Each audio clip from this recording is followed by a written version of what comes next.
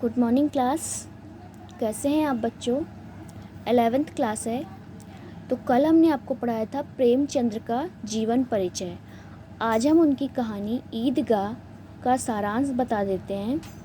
क्योंकि इतना बड़ा चैप्टर है, वीडियो में पढ़ना तो नहीं हो पाएगा, तो इसलिए मैं इसका सारांश बता देती हूँ। और जो भी हम आपको पढ़ा रहे हैं उसको अपनी कॉपी में नोट करते जाइए, ठीक है? वो हमने पढ़ाया था आपको भारतेंदु हरिश्चंद्र का जीवन परिचय, उसका सारांश।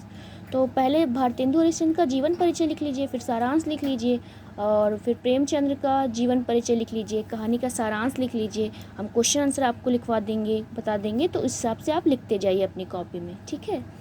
तो इस कहानी का जो प्रमुख पात्र है वो है हामिद और उसकी दादी अमीना। प्रेमचंद्र द्वारा रचित ईदगाह कहानी भावात्मक और बाल मनोविज्ञान पर आधारित है। ये कहानी भावात्मक है और जो बच्चों का मन होता है, बाल मनोविज्ञान पर, बच्चों के मन पर आधारित कहानी है। कहानी का प्रमुख पात्र हामिद है, जो अपनी दादी के साथ रहता है। हामिद के चरित्र के माध्यम से अभावग्रस्त जीवन के कारण बच्चे के समय से पहले समझदार होना और उसकी इच्छाओं का दमन करना दर्शाया गया है। तो इस कहानी में क्या दर्शाया गया है कि हामिद के माध्यम से दर्शाया गया है कि अभावग्रस्त जीवन के कारण बच्चे का समय से पहले समझदार होना और उसकी जो इच्छा होती है उसका कैसे हम दमन करते हैं, इसके बारे में बताया गया है। किस प्रकार बच्चा हामिद परिस्थितियों से समझौता करना सीख जाता है। ईदगाह के, अब यहाँ से कहानी स्टार्ट होती है। ईद के अवसर पर गांव में ईदगाह जाने की तैयारी, तो ईद का समय है, ईदगाह का मेला है, तो सभी लोग जो हैं वो ईदगाह जाने की तैयारी कर रहे हैं। सभी लोग कामकाज निपटाकर ईद के मेले में जाने की जल्दी में हैं। बच्चे सबसे ज़्यादा खुश हैं, क्योंकि जब कोई मेला होता है तो बच्चे सबसे ज़्यादा खुश होते हैं कि जाएंगे मेले में, सब ये खरीदेंगे, वो खरीदेंगे, घूमेंगे, खाएंगे। तो इस तरह से सबसे ज़्यादा बच्चे उत्साहित हैं। उन्हें गृहस्थियों की चिंताओं से कोई मतलब नहीं है। उन्हें तो बस यह भी नहीं मालूम कि उनके पापा मतलब अब्बा जान ईदगाह के लिए पैसे का इंतजाम करने चौधरी कायम अली के घर दौड़े जा रहे हैं। मतलब उनको तो किसी चीज़ की चिंता रहती नहीं है, बस हमें मेले में जाना है, उनको बस इनकी मेले में जाने की जल्दी है। और उन्हें तो ये भी नहीं मालूम कि उनके पापा जो हैं वो पैसों के इंतज़ाम के लिए चौधरी के घर जा रहे हैं कि किस तरीके से पैसे मिल जाएं और जो है हमारी ईद जो है वो अच्छे से हो जाए। और यदि चौधरी पैसा देने से मना कर दे तो वो ईद का त्यौहार नहीं मना पाएंगे। अगर मान लीजिए कि पैसा नहीं देता है चौधरी, तो शायद वो ईद का त्यौहार भी नहीं मना पाएंगे। उन्हें इन सब से कोई मतलब नहीं है। उनका यह ईद का त्यौहार, जो खुशी का त्यौहार है, वह अवसर मुहर्रम जैसे मातम में बदल जाएगा। तो यहाँ पे मुहर्रम को देखो, मातम जैसा त्यौहार है, ये भी बताया गया है कि ईद जो होती है वो खुशी का त्यौहार होता है और मुहर्रम जो होता है वो मातम का त्यौहार होता है। जैसे कि अगर चौधरी पैसा देने से मना कर देगा तो इनका जो ईद का त्यौहार, जो खुशी का त्यौहार है, वो मातम जैसे त्यौहार मुहर्रम में बदल जाएगा। बच्चों को तो बस ईदगाह जाने की जल्दी है। हामिद 4 साल का दुबला पतला लड़का है। वह अपनी दादी अमीना के साथ रहता है। उसके माता पिता गत वर्ष गुजर चुके हैं। गत वर्ष मतलब कुछ पिछले वर्ष उसके माता पिता, पिछले साल उसके मम्मी पापा की डेथ हो गई है।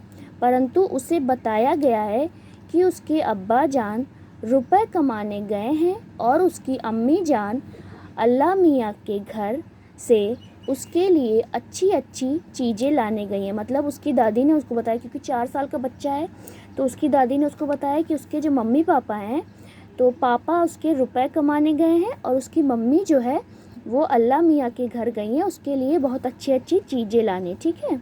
इसलिए हामिद आशावान और प्रसन्न है। इसीलिए उसको इस चीज़ की आशा है कि उसके मम्मी पापा आएंगे एक दिन, ठीक है? अमीना उसकी दादी जो उसकी दादी है वह स्वयं सेवैयाँ का इंतजाम के लिए घर पर रहकर हामिद को 3 पैसे देकर मेले में भेज देती। तो उसकी दादी खुद घर पे रहती है और हामिद को 3 पैसा देकर मेला भेज देती है। हामिद के साथ उसके दोस्त मोहसिन, महमूद, नूरे और समी भी हैं। तो हामिद के साथ उसके दोस्त भी जाते हैं मेले में। ईदगाह में नमाज का नज़ारा अलग ही था। ईदगाह जब जाते हैं तो वहाँ पे जो नमाज होती है ईद की, उसका नज़ारा कुछ अलग ही रहता है। नमाज के समय लाखों सिर एक साथ सजदे में झुकते हैं तथा एक साथ उठते हैं। ऐसा प्रतीत होता है उनके मन में अपार श्रद्धा का भाव है। तो जब ईद की नमाज़ होती है तो बहुत सारे लोग एक साथ जाते हैं, नमाज़ करते हैं, तो एक साथ अपना सर झुकाते हैं, एक साथ अपना सर उठाते हैं।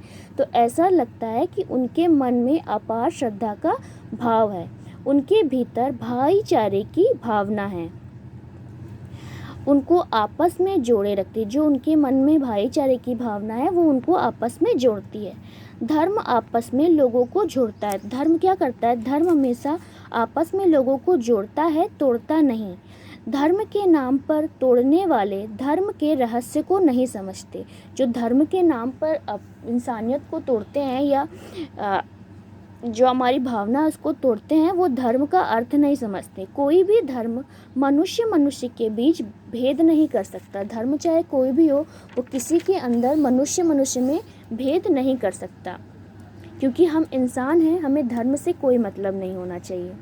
ईदगाह की नमाज के बाद हामिद के दोस्त झूला झूलते हैं, मिठाई खाते हैं, परंतु हामिद दूर खड़ा उन्हें देखता रहता है। जैसे ही ईद की नमाज ख़त्म होती है उसके दोस्त झूला झूलते हैं, खूब सारी मिठाइयाँ खाते हैं, लेकिन हामिद जो है वो दूर खड़ा होके उनको देखता रहता है। खिलौने की दुकान से महमूद सिपाही, नूरे वकील और मोहसिन भिश्ती और समी धोबिन ख़रीदता है। तो उसके दोस्त जो है बहुत सारे ये सब खिलौने ख़रीदते हैं और हामिद खिलौनों की निंदा करता है। हामिद जो है वहाँ खड़ा होकर खिलौनों की निंदा करता है और दूसरी निंदा करता है कि ये सब खिलौने क्या करोगे, टूट जाएंगे, कोई काम के नहीं है। परंतु इस तरह से निंदा तो करता है, परंतु दूसरी ओर ललचाई आंखों से देखता भी है। एक तरफ तो निंदा कर रहा है पर दूसरी ओर थोड़ा सा उसको लालच भी लग रही है कि मैं ले लूँ क्या, पर देखता रहता है, लेता नहीं है।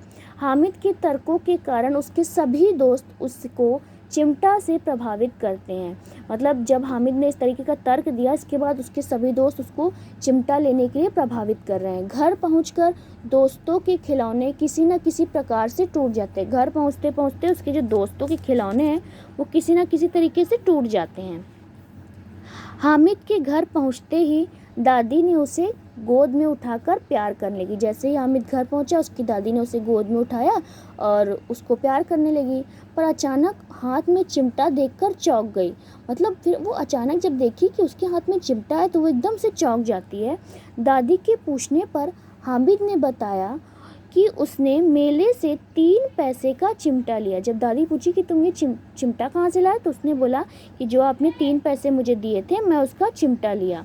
दादी उसकी नासमझी पर क्रोधित होते हुए पूछती है, पूरे मेले में उसे कोई और चीज़ खरीदने को नहीं मिली? तो दादी जब देखती है वो चिमटा लेके आया तो उस पर गुस्सा हो जाती है और पूछती है, तुमको पूरे मेले में कोई ऐसी चीज़ नहीं मिली, तुम चिमटा लेके चले आए? हामिद अपराधी भाव से बताता है, दादी की उंगलियां तवे से जल जाती हैं इसलिए उसने चिमटा खरीदा। फिर हामिद बताता है, अपराधी भाव से खड़ा है और बोलता है, क्योंकि उसकी दादी जब रोटियां बनाती हैं तो उनकी जो उंगलियां हैं वो तावे से जल जाती हैं, इसलिए उसने चिमटा खरीदा। यह सुनकर दादी का क्रोध तुरंत स्नेह में बदल गया। जैसे ही हामिद ने यह बोला कि मेरी जो दादी क्योंकि उंगलियां जल जाती हैं जब वो रोटी बनाती हैं तो इसलिए मैंने चिमटा खरीदा, जैसे यह सुनती हैं तो दादी का जो गुस्सा होता है वो ख़त्म हो जाता है और प्रेम में बदल जाता है। दादी अमीना हामिद के त्याग, उसका स्नेह, विवेक देखकर हैरान रह जाती हैं। सुबह से भूखा बच्चा दूसरों को मिठाई खाते देख कैसे इसने अपने मन को मनाया होगा। दादी अमीना जो रहती है वो हामिद के त्याग, उसके प्रेम, उसका जो विवेक है उसको देखकर एकदम हैरान रह जाती हैं कि कैसे यह बेचारा बच्चा सुबह से भूखा है, दूसरों को मिठाई खाते मेले में देखकर इसने कैसे अपने मन को समझाया होगा। मेले में भी इसे अपनी बूढ़ी दादी की याद बनी रही। मतलब इतने बड़े मेले में ये गया अपने दोस्तों के साथ, पर इसको उस मेले में भी इसको अपनी दादी की ही याद रही। यह सब सोचकर अमीना का मन एकदम प्रेम से भर गया। तो यह सब जब वो सोचती है तो उसका मन जो है हामिद के लिए प्रेम से भर जाता है। दादी अमीना एक बालिका के समान रोने लगती हैं। तो दादी जो अमीना है वो एक छोटे बच्चे की, मतलब छोटी लड़की के समान रोने लगती हैं। वह दामन फैलाकर हामिद को दुआएं देती रही, और वह दामन फैलाकर, आंचल फैलाकर हामिद को दुआएं देती रही तथा आंसुओं की बड़ी बड़ी बूंदें गिरती जा रही थी। उसकी आंखों से आंसुओं की बूंदें गिरती जा रही थी और वो हामिद के लिए दुआ मांग रही थी। परंतु हामिद इस रहस्य को समझने में बहुत छोटा था। मतलब वो इस रहस्य को समझ नहीं पा रहा था कि मैंने दादी के लिए चिमटा लाया, फिर दादी क्यों रो रही हैं, कि दादी उसे त्याग का अनुभव कर भाव विभोर हो गई। परंतु हामिद इस रहस्य को समझने में बहुत छोटा था कि दादी उसके त्याग का अनुभव कर भाव विभोर हो गई। मतलब वो समझ नहीं पा रहा था कि दादी आखिर रो क्यों रही हैं। हामिद यह नहीं समझ पा रहा था, वह तो दादी के लिए चिमटा लाया, तो फिर दादी क्यों रो रही है। मतलब हामिद को ये समझ नहीं आ रहा था कि मैंने जो भी किया वो तो दादी के लिए किया, दादी के लिए चिमटा लेके आया, फिर दादी क्यों रो रही है। तो ये आपको कहानी आई थिंक बच्चों समझ में आ गई होगी। तो इसको अपनी कॉपी में लिख लीजिएगा सारांश। कल हम आपको इसका कुछ क्वेश्चन आंसर बता देंगे, ठीक है। तो आज के लिए बस इतना ही। कल फिर मिलते हैं अपनी एक नए वीडियो के साथ। तब तक के लिए घर में रहिए, सुरक्षित रहिए।